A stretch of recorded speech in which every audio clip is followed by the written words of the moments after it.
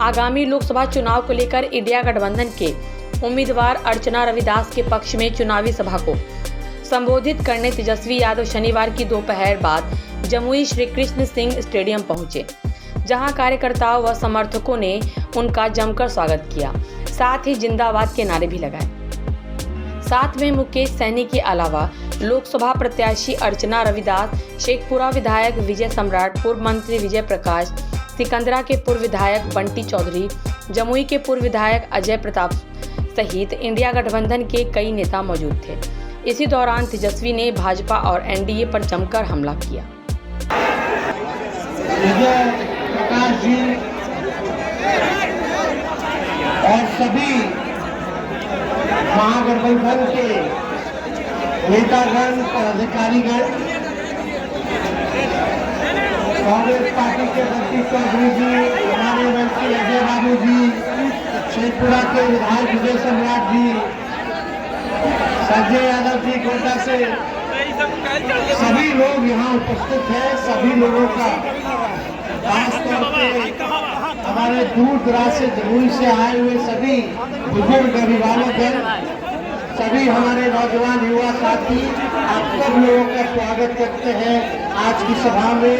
आप सब लोगों का लोकल कैंडिडेट, पहली बार लोकल कैंडिडेट जो है बिहार का कैंडिडेट है, जाने का काम किया है, तो मुझे पूरा विश्वास है, चाहे कोई जात के भाई हो, कोई धर्म के लोग हो, कोई वर्ग के लोग हो, जमुई अपनी बेटी को जिताने का काम करेगा। रविदास समाज से आती है, पढ़ी लिखी महिला है, जहाँ इनका घर है लक्ष्मीपुर हरला।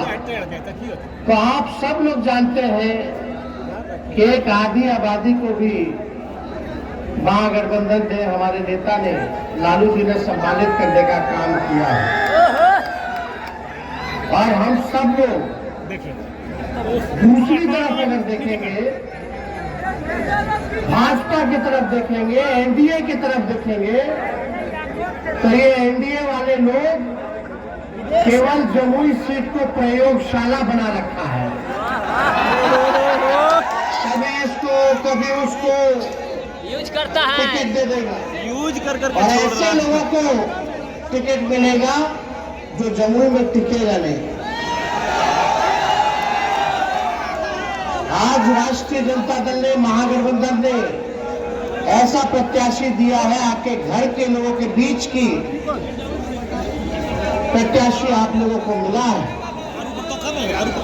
आप सब लोगों को निर्णय करना है कि आने वाले चुनाव में अब दूसरी तरफ वाले को हम क्या कहें, मेहमाने ना कहेंगे,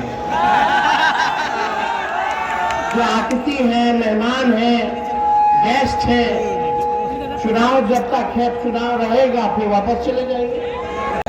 आदरणीय स्वर्गीय रामविलास पासवान जी से हमारे पिता का क्या ताल्लुक रहा, वो किसी से छुपा नहीं है। अब चिराग उनके बेटे हैं, हमारा पुराना परिचय है, कई बार हम लोगों ने साथ में काम किया, लेकिन आजकल हनुमान बने हुए हैं।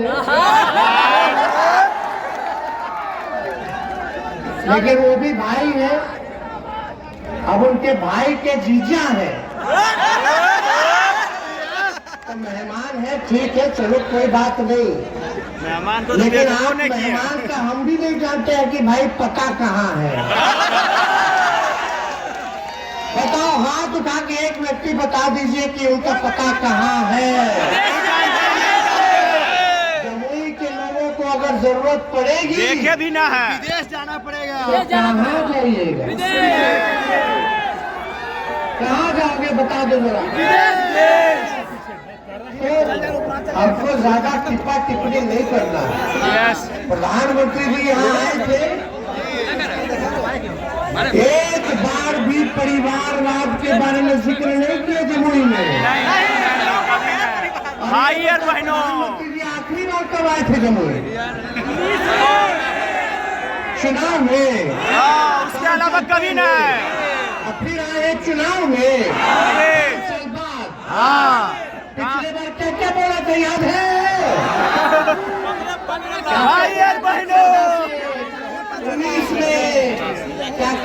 थे कि हम आएंगे तो गरीबी को मिटा देंगे।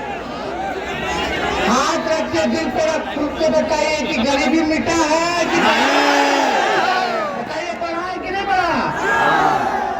क्या बोले थे कि महंगाई खत्म कर देंगे। बताओ, महंगाई खत्म हुआ है कि और सामान महंगा हो गया? क्या बोले थे कि बेरोजगारी दूर कर देंगे, हर साल 2 करोड़ नौजवानों को नौकरी देंगे। बताओ कितना नौकरी दिया प्रधानमंत्री जी ने? तो जमुई को खाली ठगने आते हैं। प्रचंड बहुमत आपको बिहार की जनता ने दिया था, 40 में से 39 सीट जिताया। प्रधानमंत्री जी ने वादा किया था कि बिहार को विशेष राज्य का दर्जा देंगे।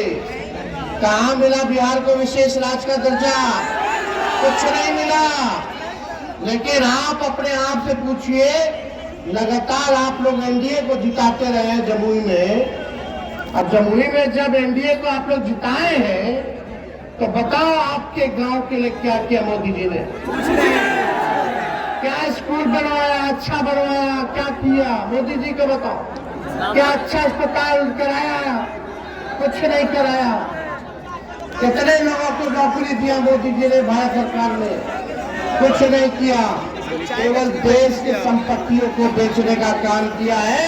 और जितना नौकरी बहाली रेलवे और सेना में आता था उस सबको निजीकरण कर दिया गया है। सब आप लोगों का नौकरी जहां मिलता था सबसे ज्यादा, वहां नौकरी खत्म कर दिया गया है। लेकिन जब आपका बेटा, आपका भाई 17 महीने डिप्टी सीएम था तो 5 लाख लोगों को सरकार ने बताइए 5 लाख। मोदी जी, हम लोग चैलेंज करते हैं, चिराग जी चैलेंज करते हैं, बताओ देश में कहीं भी अगर किसी सरकार ने 5 लाख नौकरी केवल 17 महीने में दिया हो तो बताओ? मोदी जी भी दिए हो तो बताओ? भारत सरकार के प्रधानमंत्री लाख में भी नौकरी नहीं दे पाए, लेकिन आपका बेटा डिप्टी सीएम रहते हुए, हमारे चाचा मुख्यमंत्री थे, अब पलट गए तो पलट गए, पलटे नहीं ना, उनको हाईजैक कर लिया। समझो, चाचा जी हाईजैक हो गए। चाचा नहीं, ऊपर हम तो बहुत सम्मान देते हैं, बुजुर्ग है, छोटा है हम तो, वो बड़े हैं। लेकिन वही 2020 में यही स्टेडियम के अंदर हम आए थे, सबसे पहली बार हम बोले थे कि हम मुख्यमंत्री बनेंगे तो 10 लाख लोगों को सरकारी नौकरी देंगे। तब हमारे चाचा क्या कहते थे? अपने बाप के पास से पैसा ला करके देगा? असंभव है, असंभव। सोचो, वैसे मुख्यमंत्री से हमने 5 लाख नियुक्ति पत्र बांटवाया। जो असंभव कहते थे उसको भी हमने संभव किया। काम हम लोग करते, रात रात भर छापा मारते थे अस्पताल में कि कहीं कोई गड़बड़ कर रहा है कि नहीं कर रहा, डॉक्टर जा रहा है अस्पताल की नहीं जा रहा, दवा अस्पताल में मिल रहा है कि नहीं मिल रहा। बताओ, ये लोग बन गया 2 गो डिप्टी सीएम मंत्री, एक दो दिन छापा मारा अस्पताल में। लेकिन आपका भाई रात के 2 बजे भी जाके छापा मारने का काम करता था। रात रात भर साफ सफाई करवाते थे। शहरी विकास हमारे अंतर्गत था, छठ पूजा होता था, कुछ होता था, रात रात भर घाट घाट जा करके सफाई करवाते थे खड़े होकर के। हम लोग झूठ बोलने वाले लोग नहीं है।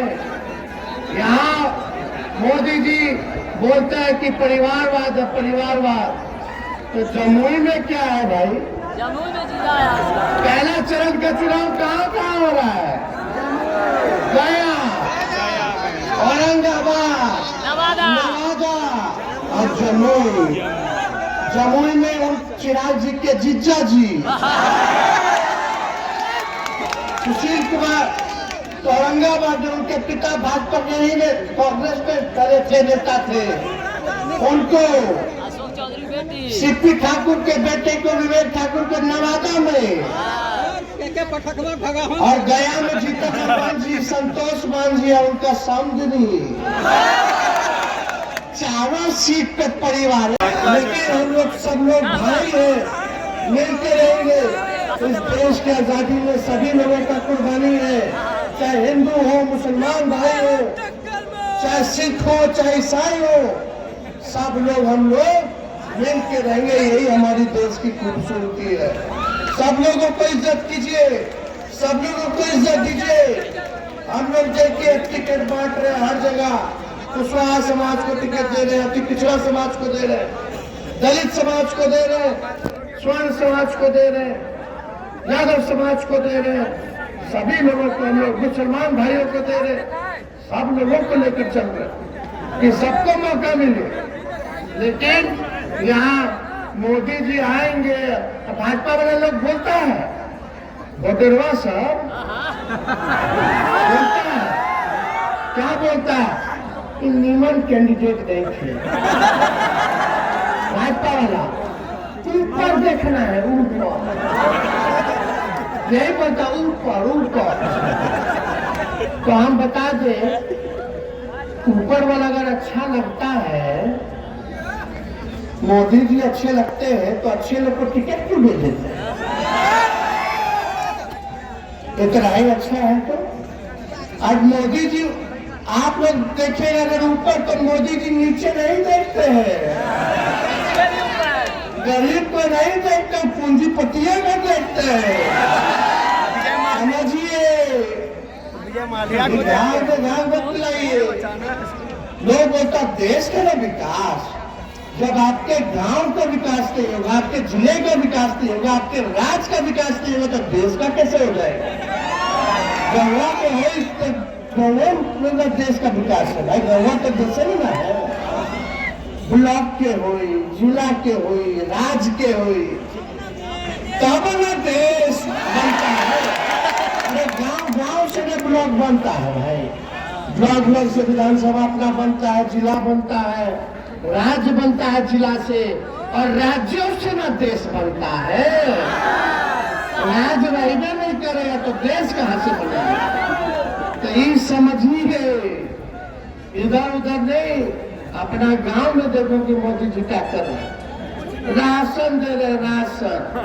क्या होगा? हम लोग आएंगे तो राशन के साथ साथ नौकरी देंगे। क्या बात कर रहे हो? तो राशन ही शुरू किए हैं क्या? शुरू से फूड सिक्योरिटी बिल कांग्रेस के जमाने से राशन लोगों को मिल रहा है, पेंशन लोगों को कांग्रेस के जमाने से मिल रहा है। हमको मौका दीजिए ना, हम लोग पेंशनों बढ़ा देंगे। ओल्ड पेंशन नियम जो है उसको लागू करवाएंगे, पुरानी जो नीति थी। और ये देखो, ममता का, आशा का, तालनी मरकज वाले भाइयों का, टोला सेवक का, विकास मित्र का, हम आए तो बढ़ाए कि नहीं बढ़ाए? मानदेय बढ़ाए कि नहीं बढ़ाए? डबल किए कि नहीं किए? वही 17 महीना में किए, काम तो बढ़ाए। शिक्षा अच्छा हो इसलिए बीपीएससी से परीक्षा कराए। तेजस्वी था तो तुरंत परीक्षा होता था, बेमानी नहीं होता था। तेजस्वी के हटने के बाद पेपर लीक हो गया, हुआ कि नहीं?